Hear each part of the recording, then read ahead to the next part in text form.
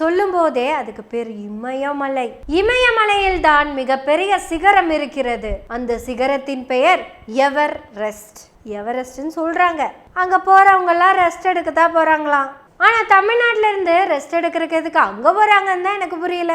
ஆனா போறவங்கெல்லாம் அதுக்கு முன்னாடி இங்க பேசின வார்த்தையை கேட்டோன்னு வச்சுக்கோங்களேன், they will never rest until அப்படின்னு சொல்றப்பதான் நம்ம சொல்லுங்க அப்படின்னு கேட்போம். சிஸ்டம் சரியில்லை, சிஸ்டத்தை மாத்துவேன் அப்படின்னு சொல்லுவாங்க.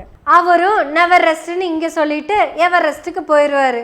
இதான் போன வாரம் வரைக்கும் செங்கல் செங்கலா பிரிப்பேன், செருப்பு போட மாட்டேன், சாட்டையால என்ன நானே அடிச்சுக்குவேன், எப்ப வரைக்கும் திமுகவை வீழ்த்துற வரைக்கும், அது வரைக்கும் I will never take any rest, எனக்கு இனி ரெஸ்டே நெவர் நெவர் ரெஸ்ட் அப்படின்னு சொல்லிக்கிட்டு இருந்தவரு நேத்து காலையில கிளம்பிட்டாருங்க. நேர டெல்லி, உத்தரகாண்ட், எவரெஸ்ட். இனி அவருக்கு எவர் ரெஸ்ட் தான். இந்த மாப்போசின்னு ஒரு பீஸ், ஒரே பீஸ் தான். அதுவும் இப்படித்தான் நெவர் ரெஸ்ட்னு ஆரம்பிச்சது. அந்த நெவர் ரெஸ்ட் லிஸ்ட்ல இப்ப வந்திருக்கிறவர் தான் திரு Annamalai, ex IPS, ex state president of BJP. இனி அவருக்கு எல்லாமே எக்ஸ் தான்.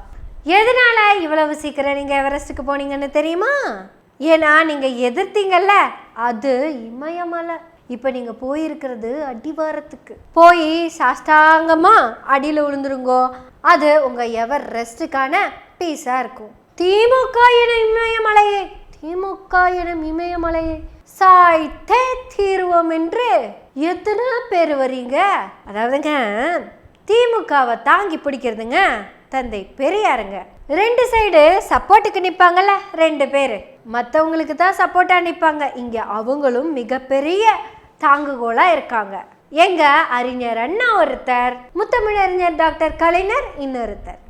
இப்படி முக்கோணமா மூணு பேரும் இருந்து எக்கோணமும் சாயாம பாத்துக்கிறாங்க.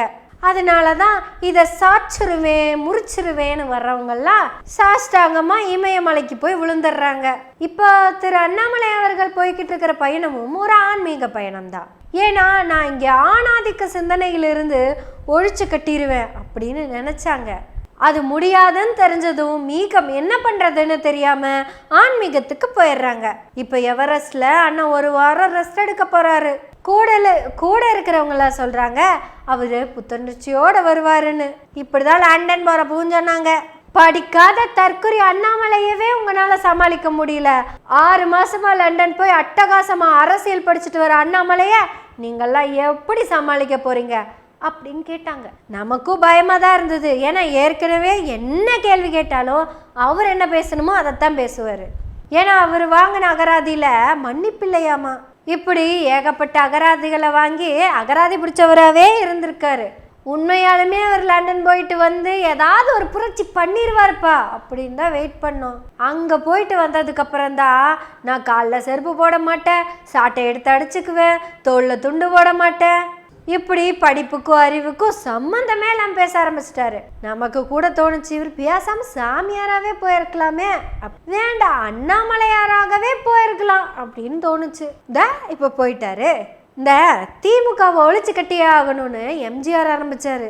எம்ஜிஆருக்கு அப்புறம் ஜெயலலிதா, ஜெயலலிதாக்கு அப்புறம் அண்ணாமலை. ஏன் எடப்பாடி விட்டுட்டேன்னு கேட்குறீங்களா? ஏங்க எடப்பாடி எல்லாம் அந்த லிஸ்ட்லயே இல்லைங்க. அவரெல்லாம் அந்த பேப்பரவே படிக்காதவர். அவர் சேக்கிழாரோட நின்றுக்கிட்டாரு. திடுத்துப்புன்னு பார்த்தா சசிகலா மேடம். சரி அவங்கள எதுக்கு இழுத்துட்டு பாவம். இப்படி யாரெல்லாம் நாங்கள் திமுகவுக்கு எதிரி அப்படின்னு வந்தாங்களோ அவங்க எல்லாரும் ரெஸ்ட் எடுக்க போறது எவரெஸ்டுக்கு தான். இப்போ 2 பீஸை சுத்திக்கிட்டு இருக்குது. அண்ணாமலை வழி வந்த தளபதி சீமானும் அண்ணாமலையால் வழிக்கு வந்த தளபதி விஜயும் அவங்க தான் அடுத்த லிஸ்ட்ல இருக்காங்க. ஆனா இதுக்கு ரெண்டும் இமயமலைக்கு போக வேண்டிய வேலையெல்லாம் இல்லை. ஏன்னா ரெண்டோட குறிக்கோளுமே வந்ததை வாங்கி உள்ள போட்டுக்கு வாரி சுருட்டிக்க, அவ்வளவுதான். அதை தாண்டி இவங்களுக்கு வேற ஏதாவது பெரிய லட்சியம்னு இருக்குமான்னு கேட்டீங்கன்னா, ஆனா ஒரு லட்சியம் இருக்குது. அண்ணாமலை மாதிரியே ஒரு லட்சியத்தை கக்கத்துல வச்சே சுத்திக்கிட்டு இருக்கிறாங்க. திமுகவை ஒழிப்போம், செங்கல் செங்கலாக பிரிப்போம். சரி இந்த என்ஜினியரிங் வேலை பார்க்கறதுக்கு வாங்கன்னு கூப்பிட்டாச்சு, அப்பவும் வரல. ஏன்னா இது வெறும் திமுக அல்ல, திராவிட முன்னேற்ற கழகம். திராவிடம் அப்படிங்கிறது தமிழ்நாட்டுக்குள்ள மட்டும் இல்லைங்க, இந்தியா முழுக்க இருக்கிற ஆரியர் அல்லாத அத்தனை மக்களுக்கும் ஆனது. அதனாலதான் எங்க கட்சி வளர்ந்துகிட்டே போகுது.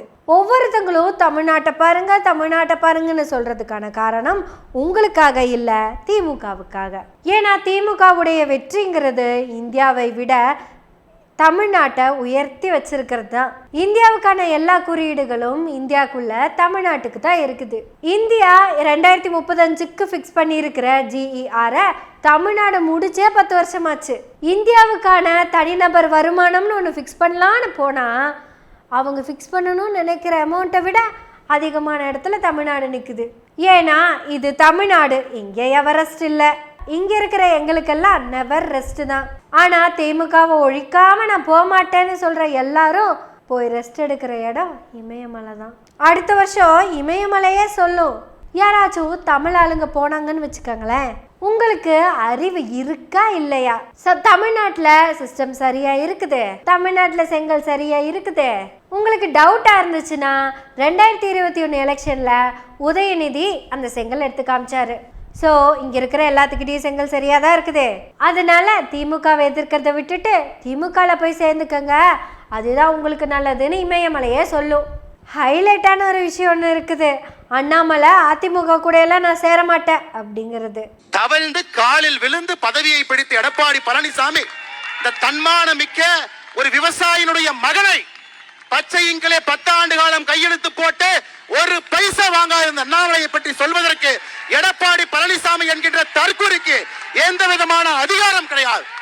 2026 புரட்சி தலைவர் புரட்சி தலைவி நடத்திய இந்த கட்சி இது போன்ற கிழத்து தலைகள் என்று வழிநடத்திக் கொண்டிருக்கின்றீர்கள், தூக்கி எறியப்படுவீர்கள்.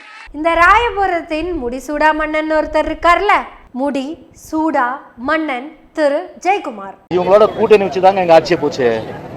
இல்லைன்னா நான் ஜெயிச்சிருப்பேங்க. ராயபுரத்தில் வந்து நான்லாம் தோக்குறாள், நான் மனந்திருந்து சொல்கிறேன், இதுவரை சொல்ல நீங்கள் கேள்வி கேட்டு தான் சொல்கிறேன். 25 வருஷம் முடிசூடா மன்னனா ராயபுரத்தில் இருந்தேன் நான். அவர் தோத்ததுக்கு காரணம் அண்ணாமலை. திமுகவை தோக்கடிக்கிறேன்னு சொன்ன அண்ணாமலையும், திமுகவை நான் தான் தோக்கடிப்பேன் அப்படின்னு சொன்ன ஜெயக்குமாரும் மாத்தி மாத்தி திட்டிக்கிறாங்க. உன்னால நான் கெட்டேன், என்னால நீ கெட்டேன்னு. இப்ப நம்ம 2 பேரும் ஒன்னா சேர்ந்து கெட்டு போவோம் தான் 2 பேரும் ஒன்னா சேர்ந்திருக்காங்க.